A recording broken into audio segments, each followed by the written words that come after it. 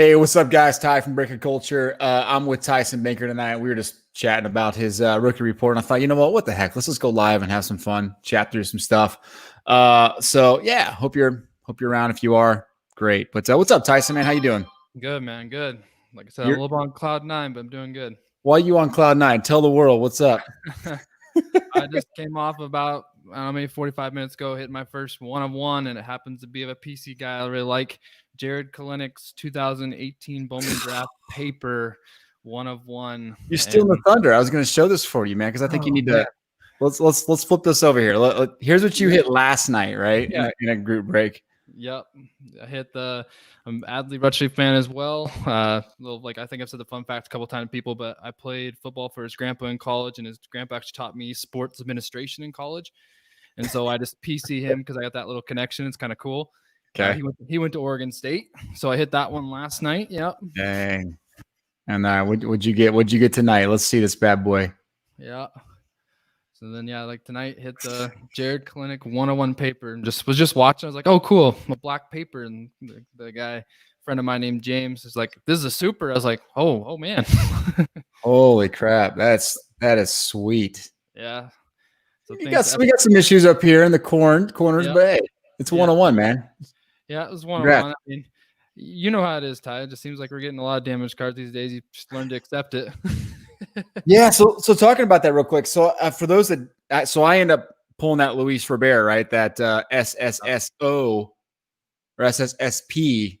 And I think 3 other guys have pulled this card, and all of them have had the same damage issues on the back. So like on the back there's a foil issue. It kind of peeled up. And I think it just got worse as I sent it in, but I ended up getting 9 5s across the board, except for that corner, that edge gave me a 7-5. So I ended up grading it an 8-5 and kind of ticked about it, but that's what I'm seeing. What's up, Shep? How you doing? So yeah, you're right. So you can't really grade it, but oh well, right? It's your PC guy. Yeah, it's a 101. It was still heck of a time. Good for you. What were you planning on jumping in a break tonight, or is that one of those like spur of the moment? I feel like the spur of the moment ones are the ones where you pull something crazy. Oh, this is just kind of a random. It was kind of a random filler thing, actually, where the guy just put a bunch of little cheap spots to try to win them, because I'm not in the business of paying $420 for the Mets and the breaks right now. And so I kind of got lucky twice. I got lucky to hit them in the little randomizer, and then I got lucky to hit that card. So climb the ladder a bit, but it was definitely fun. No kidding. Good for you, man. Congrats. Have fun with that. Yeah, thanks, buddy. All right, so let's talk a little flagship rookie stuff. So, by the way, incredible job on your rookie report. For those that have not checked it out, the links in the notes below. But Tyson spent a crap ton of time putting together the data for flagship rookies, baseball. If you didn't, I'm going to flip over the screen here in a second. If you didn't see that kind of midway down, kind of the data that he consolidated for you, it is legitimately awesome. So hopefully you guys found some use out of that. Yeah. We're doing good, Shep. Thanks. How much time did you actually spend putting that stuff together? Oh man, it's hard to put a time on it, to be honest. Like I had this, being a math teacher, I really think very robust and just I knew what I wanted to look like, and this is what I want it to look like. I want everybody to have a nice guide, so when they're at the store, like who's in 2017 Series 2, they can just pop that up. Oh, okay, yeah, I want to go for so-and-so. That was kind of my motivation to make the flagship chart. And so that probably took, I think between that and just looking up all the prices, just kind of get the ball rolling. Yeah, it took a good couple of weeks of just kind of every night hammering a little bit away. But yeah, it was fun though, because then I just knew it wasn't like at the end, and I'm really happy with it. Awesome. All right, so here on breakculture.com, I'm going to go to the report for you guys looking for it. So basically what you're doing, right, is you're breaking down all of the data for flagship rookie sales, PSA 10 of every rookie since 2011. And you can see this flagship summary here. So basically what you're seeing is every year color coded by the release. So you got update series, you got series 1 in yellow, and you got series 2 in blue. And when you look at it this way, it's like, holy crap. First off, this really kind of demonstrates how important update is and how irrelevant in most cases series 2 is. Right. It's crazy. Yep. Were you expecting that? Yeah, I think I was expecting that just a little bit because, like, I just feel like updates kind of like kind of get the guys that come out that people are saving their contract status for prospects and all those things. Those kind of get shuffled to the end. So update kind of gets the catch-all guys. And so, yeah, I definitely feel like update just naturally is going to get the most rookies. And I think Series 1 was so strong this year because so many guys just barely missed it. Like Bichette and Jordan, they just barely missed it. And so then that's why there's a really strong Series 1 this year, is because those guys just barely missed. Yep. Got it. But yeah. That makes sense. You must have a cord issue or something because your audio keeps fluctuating. Okay. So just be careful. Switch to just the computer? No, you're good. I think if you stay still, okay. You're good. Yeah. Agreed. I agree with you on all fronts there. And yeah, man. I just had this conversation with Michael Rathburn the last podcast about update. Update's going to be very interesting to see what this color coding looks like at the end of this year, right? If we have like 10 names in an update that we're all excited about. All right. So here's what I think we do. Let's go through maybe in chunks of 3 or 4. Let's just talk about some of these names real quick. Maybe the surprises. I'll talk about my surprises on this list. And then if anyone pops in and has a question, feel free to ask it. And we can just talk about some baseball cards. Perfect. All right. So number 20, 19, and 18, Altuve, Albies, and Garrett Cole. Any one of those kind of stand out to you? I mean. Yeah. I thought Garrett Cole was going to be close just because with changing to the Yankees now, he's in the bigger market and just the K rate's just insane. He's the best pitcher in the game right now. I actually think Cole could be higher and move up, especially if he performs for the Yankees. Anything like he did last year, I think he's going to move up. Yep. But then Albies was surprising to me because I've been beating the drum for a long time, in our podcast with 2018 Series 1. I'm surprised he's the guy from that set in here. I really thought it'd be Devers. I think Devers has a little more momentum, but at the time, Albies is hot right now for him, so he's kind of at a high point in his value. So he surprised me. He snuck in for sure, even though I really like him. For sure, yeah. And I mean, I don't want to spoil the fun, right? Because we'll talk about some of the trends down at the bottom. But I mean, I didn't expect to see Altuve in the top 20. Yeah, I figured he would be real close because he's still, before everything, he was up there, and he's just sliding. Yeah. Well, it's interesting, right? With some of these guys, and we'll start to see this as we get down further in the list. But I mean, some of these guys with like sub 500 pop reports, like it's crazy how little they have print run. What's up, Pat? Yeah. Let's switch your audio real quick. It's bothering me too. So switch your audio. What's up, Jeff? Mr. Pat Geek himself heading to Kansas City. Thank you, Patrick, for the feedback. We'll let Tyson flip it over real quick. How are we now? We'll take it. We'll take that. Take that? Okay. You know what? I'm going to take a sip of my magic potion my wife made me. She just walked in and said, "Here's your magic potion." All right. Sorry, man. I'll get that mic thing figured out. We don't want to have another disaster. No, you're good. All right. So anyway, pop reports, very low. It's kind of one of those catch-22. Sometimes that's a good thing. Sometimes it's not so good. For guys like, I don't know, Ozzy Albies, I think you kind of need more PSA pop because we talked about this before, right? Sometimes what people want to see is more transactions happening. So, when you have limited pop on certain guys, they don't move, right? It's the same way with NBA. When you have like guys like Bradley Beal and stuff who have 50 or less and you don't see any selling, it's kind of a psychology thing. I feel like when people are like, "Oh, it's not selling." Well, whatever then. Yeah. But anyway. All right. 18 Garrett Cole. He's a pitcher, like you said, whatever. Yeah. Tatis. But with the Yankees, that will be interesting to see if he does get the bump. Right. But especially if they have a strong team, like he could take them and go get a ring. That's pretty big. Yep. Yeah. I thought, Tatis has fluctuated quite a bit. His volume's pretty high. His sales is high. People are all over him. Like people like him a lot. But he's just he's hit over around 110, 120 in the offseason. He's come back down to, almost 80 now. And I think he's back up a little bit from the 78 number. But he seems like I see the most traffic with him through all the rooms I'm in and the sales I see. He's the one that people are chasing a lot. Yeah. All right.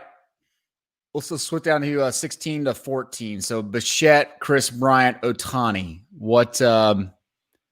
Here's our first 2020, right? So we're seeing Bichette pop into the top 20 already. I already got 415 PSA pop. I probably got another 100 in there. So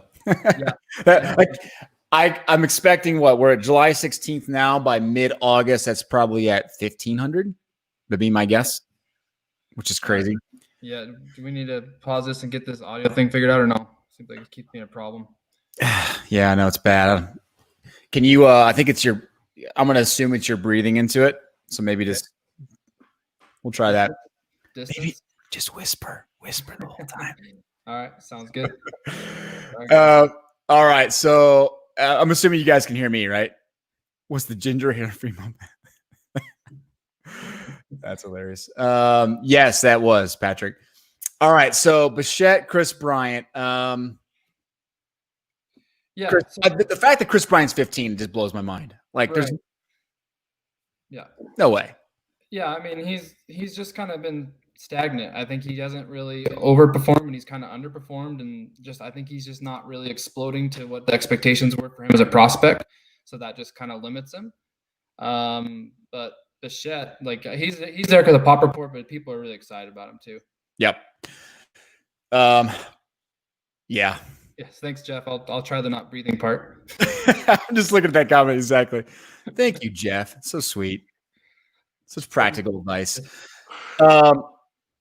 So when I look at this list, there's a couple of guys I wrote down. The guy that I wrote down number one that I thought was undervalued in your list, and again, it's data. It's real data. Chris Bryant at $80 with Pop Report below 500. Yeah. All it takes is for him to have one great year. Maybe he explodes a 60-game season. And I think Chris Bryant's the type of guy that I would not be surprised if he's $150. Yeah. Especially if the Cubs can kind of bounce back. I felt like last year was a little odd with the coaching situation, and they just kind of seems like they just kind of fell off in terms of the limelight that they were in when they were making some runs. Yeah. So I definitely think he's a good kind of bounce up candidate for sure. Absolutely. All right. Ohtani, DeGrom. I mean, we've talked about Ohtani a ton, right? Yeah. He's one of our guys. He's not a sleeper anymore. Everyone's talking about Ohtani. Yeah, he's just been the most consistent. We'll get to it, but that's why he's in the trending up, because he's just been climbing for the last few months. Yep.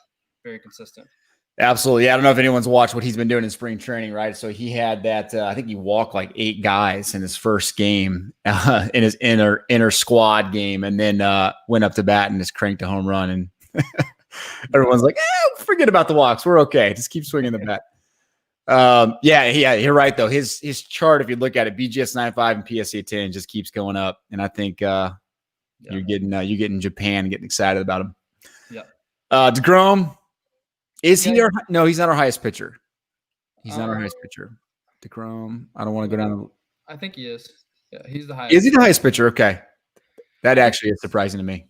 That surprised me too, to see how high he was. I think with him, it's a matter of supply. And I think I feel like because Garrett Cole's just kind of 1 year just came in hard. Yep.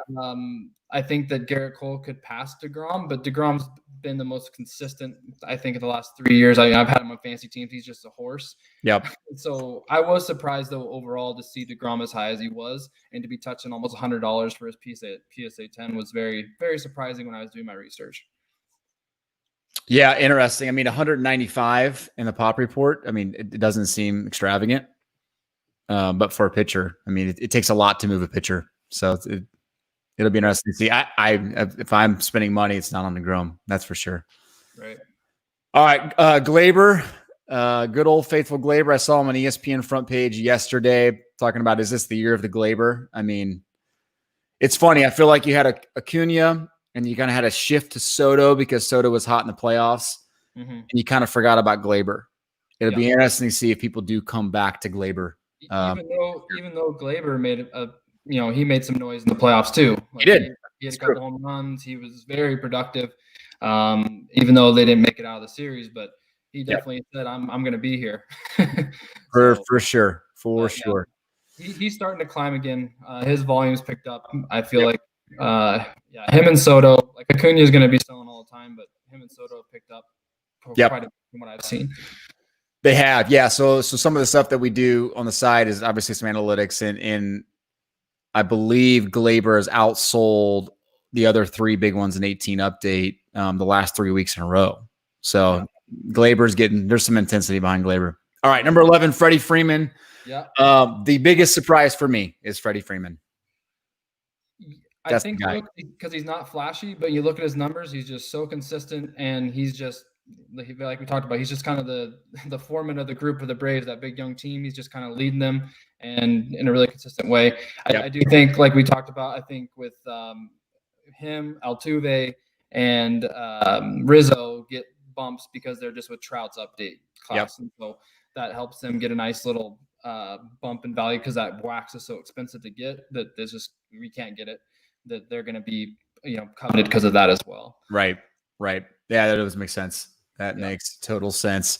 And Dave, I'm with you, man. I like Brandon McKay too. I hope he can do a little bit of both and keep that kind of Ohtani-esque idea going.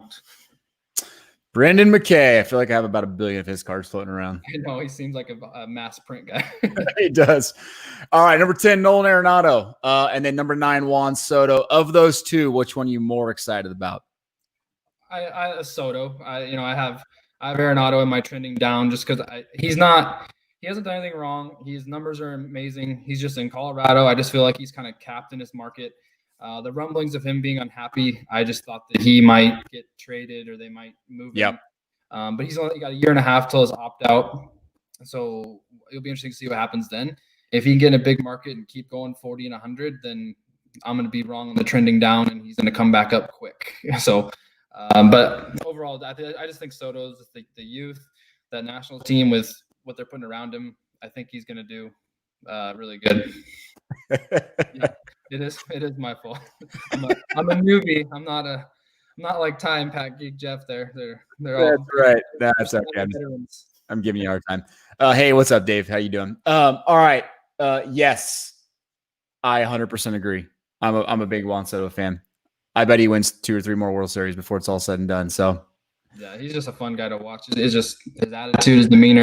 It's just, for sure. He scares me when he gets to the plate. But here's what's mind blowing, right? You start to see the shift where you got the older cards and the outside of the Bo Bichette, and then you hit the 2018 update and the big time players, the marketable, transaction driven, kind of. I feel like the new wave of collectors gravitated towards these guys. Right. You see 11,000 in the pop report. Right. 11,000. Unbelievable. And you look at that and you take a step back, and then everybody wants to say, well, that means it's not as valuable. But then you see the volume is massive. Like everybody's exchanging them, trading them, selling them like crazy, like candy. Yep. And they're holding that value. So to me, that's just been the most interesting thing and interesting take of writing this article is seeing these guys with massive pop reports still being the most coveted and still holding that value is crazy. And yeah, Dave, I did forget Machado on the chart. He will be in the chart next month, and he will definitely be on a sleeper because he should not be $30. So definitely with you, Dave. Agreed.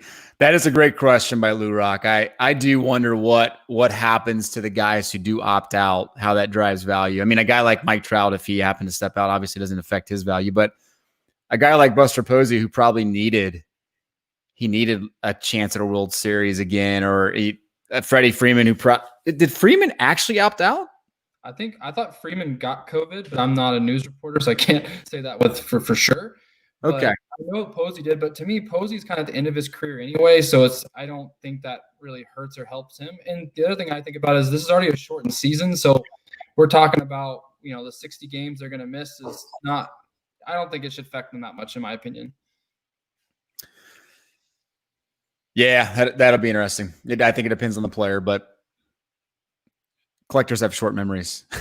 I think you're right, Ty. If it's a guy like Eloy Jimenez or a guy that we're waiting to explode, then yes. Yep. But Freddie Freeman's not that guy. He's already done it for a long time. Yep. Dave, we got you. Bear with us. We wrap this up because we can't figure out his audio. We're not gonna diagnose it tonight. All right. Okay. So number 8, Anthony Rizzo. Number 7, Bryce Harper. Of those two, which one you most excited about? Not Bryce Harper. Oh, I was just gonna say Bryce Harper. I don't believe you. Do you like right? I mean, a Rizzo at $120. Are you a buyer right there? No, I think he's pretty high for me too. I think they're both relatively high. I like Rizzo as a player. I just don't see the upside of it going any higher for him at that point. I still think it's a 2011 update and a player in a big market that's done pretty well. So for me, not really. Both of them I'm not too high on, but Harper for sure. Yep. I think he's way too high. I disagree. I think Harper is a guy that I would consider buying at 100, 120, 130. So? For me, it's like you look not just at talent, and I get it. He's had injury issues. He's had productivity issues as he hits the midpoint of his season, but he's such a likable guy, and he's such a socially driven figure. Like I feel like the second he pops, like his stuff's going to shoot back up. That again, he's one of those. I look at guys that all it takes is a couple months of good stuff, and I think it affects his prices quicker. But I mean, it's also surprising there's only 2,200 PSA 10s. I mean, it's not like the marketplace wasn't focused on Harper for 5 years, right? I'm really surprised there's that few. I just don't know why he's that high. That's my thing. I just don't know why he's that high. How he's got where he's at. Like he's had, in my view, looking at his numbers, he's had one MVP year. And from there on, it's been mediocre in my view. And so to me, this is a huge year for him. He's got to cash in, or like I said in my article, if he doesn't, we know we're here from Philly because Philly will let you know if their players aren't playing. So, for sure. It's important to remind yourself that he's only 27. That is insane. Yeah. It seems like he's been around forever because he has, I guess. What's Harper's best rookie? I mean, we're talking about his flagships. I gravitate towards base flagships, Dave. So I like his 2012 update, and he's the only one in that set. So yeah. Let's just remind ourselves what 2012 update brings us. Well, you got Starling Marte or Bryce Harper. Right. Good luck. And nothing else. Yeah. Nothing else. All right. So we'll go from Harper to Lindor and Christian Yelich. Man, oh man. My oldest son was asking, he's prepping for this tournament this week. He plays shortstop. And he's like, hey, Dad, can we watch some highlights of baseball players? And so I popped up like top highlights for shortstops. And I mean, like literally the top highlights, half of them include Lindor from shortstop. He just makes play. You forget how good defensively the guy is because he was so good offensively the last couple of years. Right. I love Lindor. Yeah, I think both of these players to me are just guys I don't know. I just naturally like them. They're just so fun to watch and everything they do. Yelich is just amazing, just hitting ability. And then Lindor, just like you said, in the field and just the passion he plays with. And then also he's got the bat to go with it. For sure. I remember having Lindor on, like I said, on my fantasy team, and just everybody's like, why do you have him? He's not going to be good for fantasy. He's defense only. And then the bat came around, and now we have a really, really good player. Yes, you do have a really good player. But it's hard to not overlook Christian Yelich, right? Poor man's Mike Trout, PSA 10 at 176 for a guy that I should know Christian Yelich's age, but what is he, 28, 29? Yeah, he's probably right in that range. Yeah. So he's got, a good 5 to 7 years left of genuine productivity. Are you a buyer, Christian Yelich at 176? That's tough. I'm just like, what do you think, Ty? The Brewers market, like, what can he do? Like with the Brewers, that's kind of my concern. He's got a very similar problem to Arenado. I feel I just don't see them taking that next step that makes him take the next step. So I don't see it moving a ton. Well, I think it's different than like a market like Miami where it's really hard to get anybody to a game, right? I feel like Milwaukee's the type of city that it gets behind their players, right? Giannis and I mean Milwaukee was great in the last couple of years making playoff runs, but so it's a little bit different. I think you can be a franchise guy, but I mean obviously he would be a $500 card if he was in New York, right? And right. He might be in New York, so we don't. I mean that still can happen, but yep. For sure. What's up, Miller? And it's funny, Lou Rock. I think they were talking about that this past week. Lindor potentially being a trade candidate, or can he opt out next year? That's a good question, but I mean the Indians, they move on quick from things. It seems like they they just which is kind of weird. I don't know if I would ever move Lindor, but they definitely could for sure, which could happen. No doubt. All right, Ronald Acuna, who's that guy? Forget him. I'm kidding. Mookie Betts, Ronald Acuna. I was actually surprised to see Mookie Betts this high. Not that I don't love Mookie Betts and love his love for the game, but man, he's number 3. I think that's where you kind of see with this top 5 ties. Like Acuna is where he's at because of who he is and just the trajectory, everything. The pop report is ignored. Like everybody that's the card they want. Yep. So that's how he stays this high. And I think the guys around him are super good players like Yelich, Lindor, and Mookie, but then their pop reports are a 10th. Yeah. So then you're like, okay, so that's where the leveling comes into keeping those guys where they're at. So the Acuna's pop report is crazy, but I think, like you said, it's going to be really difficult because that number is so high, and we're going to get to Trout, but people are still wanting that card, so it doesn't matter. It does not matter. Well, and it's a good point of reference, right? You're probably getting close to the peak point of the PSA pop report. So I would guess it peaks somewhere around 14, 15 somewhere.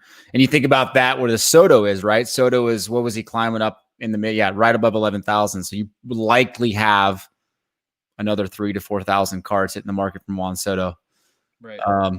So, and actually for Gleyber too, right? Gleyber's at 47. So there's a ton of potential graded cards in Gleyber coming to the market. Yeah. Let's kind of think of it that way. All right. Cody Bellinger, number 2. Yeah. I mean, surprising is that high, but another guy I just like to watch as a fan of baseball. I just think he's really fun to watch the swing and just how he mashes. It's awesome. And then his is the most, to me, just the craziest number I found was he has across BGS and PSA 300 gems all together. I just couldn't believe it. And so to me, that's a lot of where his number is based on the supply is just really hard to find. Interesting. Okay, so the PSA pop here is 1,700 total. Of Belly? Yep. That's not. I think that's not what I had before. Got it. Okay. He has. I didn't see that last time. That's weird. No, he has like 200 PSA when I looked. I thought for PSA 10s. I'm checking right now. Why don't you back that up and see? And then, but either way, it was pretty low. I was amazed, and his BGS was just as low. So, oh, get out of here! PSA card. Yeah, it did to me yesterday too, and I was trying to look up different cards as well. Hold on, you got to go. That's ridiculous. Oh, ridiculous. Let's try this. Who are we looking up? Cody Bellinger. Does anyone else know this off the top of their head? Let's see. Clay Bellinger. Daddy. Maybe that's who I looked up. Clay has more than his son. This was the wrong way to approach it. We'll do it since I'm already here.